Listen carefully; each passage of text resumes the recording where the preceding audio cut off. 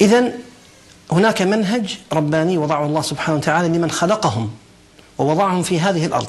نعم. فالله عز وجل خلق آدم لهذه الأرض، لقوله تعالى عندما خاطب الملائكة: إني جاعل في الأرض خليفة قالوا أتجعل فيها من يفسد فيها ويسفك. فإذا في من الناس من يسعى إلى الفساد.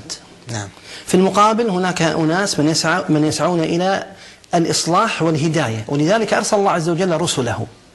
نعم. فهؤلاء الرسل عندما أرسلهم الله عز وجل إنما أرسلهم ليقودوا البشرية إلى ما فيه صالحهم في الدنيا، في العاجل والآجل.